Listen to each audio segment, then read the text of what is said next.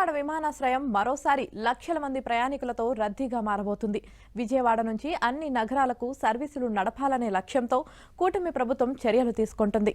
ఇప్పటికే ముంబై, ఢిల్లీ, బెంగళూరుకు కొత్త సర్వీసులు ప్రారంభం కాగా త్వరలోనే విశాఖ, పూణేతో పాటు విదేశాలకు సైతం సర్వీసులు ప్రారంభం కాబోతున్నాయి.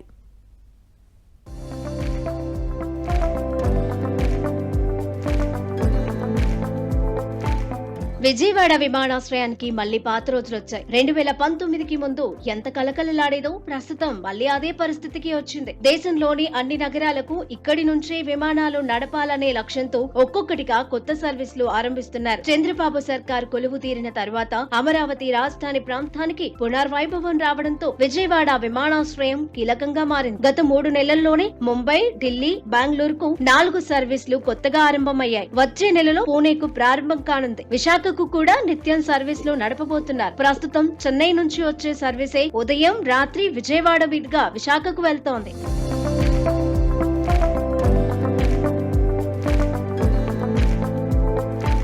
విజయవాడ విమానాశ్రయం నుంచి దేశీయ, అంతర్జాతీయ సర్వీసులు ఏ ప్రాంతానికి ప్రారంభించినా ఆక్యుపెన్సీకి లోటు ఉండదని ఇప్పటికే అనేక సార్లు స్పష్టమైంది. షిరిడి, వారణాసి, ముంబై, ఢిల్లీ ఇలా ఏ నగరానికి కొత్తగా ఆరంభించినా ఆక్యుపెన్సీ 80% పైగానే ఉండేది. 2014 వరకు ఏడాదికి కనీసం 2 లక్షలు కూడా లేని ప్రయాణికుల రద్దీ 2018 వచ్చేసరికి అమాంతం పెరిగి ఏటా 12 లక్షల మంది రాకపోకలను సాగించే స్థాయికి ఎదిగింది. దేశంలోని ఒక్కో నగరానికి సర్వీసులను ఏర్పాటు చేసుకుంటూ రావడంతో ఆ 4 ఏళ్లలో దేశంలోనే అత్యధిక ప్రయాణికుల వృద్ధి కలిగిన విమానాశ్రయంగా విజయవాడ రికార్డు నెలకొల్పింది. వైసీపీ ప్రభుత్వ హయాంలో 5 ఏళ్లలో గన్నవరం పరిస్థితిని అత్యంత దయనీయంగా మార్చేశారు. 2019 వరకు ఇక్కడి నుంచి నిత్యం 60కు పైగా సర్వీసులు, నెలకు 1,00,000 మంది ప్రయాణికులు రాకపోకలను సాగించేవారు. దేశంలోని హైదరాబాద్, ఢిల్లీ, ముంబై, బెంగళూరు, చెన్నై, కొచ్చి, వారణాసి, షిరిడీతో పాటు రాష్ట్రంలోని విశాఖ, తిరుపతి,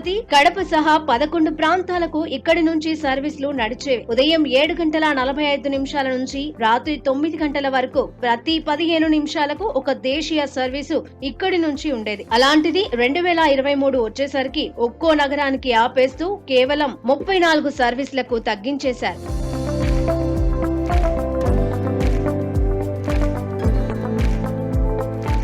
ఉమ్మడి కృష్ణా, గుంటూరు, ఉభయ గోదావరి, ప్రకాశం జిల్లాలకు చెందిన దేశీయ, అంతర్జాతీయ ప్రయాణికులకు విజయవాడే కీలకం. గత 5 ఏళ్లలో ప్రయాణికులు గణనీయంగా తగ్గిపోయి నెలకు 80,000 కూడా ఉండేవారు కాదు. తాజాగా మళ్లీ కొత్త సర్వీసుల రాకతో ప్రయాణికులు నెలకు 1,00,000కు పైగా పెరిగారు. ప్రస్తుతం షార్జాకు మాత్రమే వారానికి 2 రోజులు అంతర్జాతీయ సర్వీసులు నడుస్తున్నాయి. తాజాగా దుబాయ్, సింగపూర్ కు సర్వీసులను ఆరంభించనున్నట్లు కేంద్ర పౌర విమానయాన శాఖ మంత్రి రామ్మోహన్ నాయుడు వెల్లడించారు. 2 దేశాలకు సర్వీసులు ఆరంభమైతే ప్రపంచంలోని ఏ ప్రాంతానికైనా అక్కడి నుంచి తేలికగా చేరుకునేందుకు వీలుంటుంది. 2018లో అప్పటి చంద్రబాబు సర్కార్ వయబిలిటీ గ్యాప్ ఫండింగ్ విధానంలో సింగపూర్ కు సర్వీసులను నడిపింది. ఆరంభం దగ్గర నుంచే సింగపూర్ సర్వీసులు 80% పైగా ఆక్యుపెన్సీతో నడిచాయి. 6 నెలలు నడిపాక జగన్ సర్కార్ 2019లో వచ్చిన వెంటనే ఆపేసింది. ఆ తర్వాత అంతర్జాతీయ సర్వీసుల ఊసే లేదు. ఇప్పుడు మళ్లీ ఒక్కో నగరం, ఒక్కో దేశానికి సర్వీసులను పునరుద్ధరిస్తున్నారు.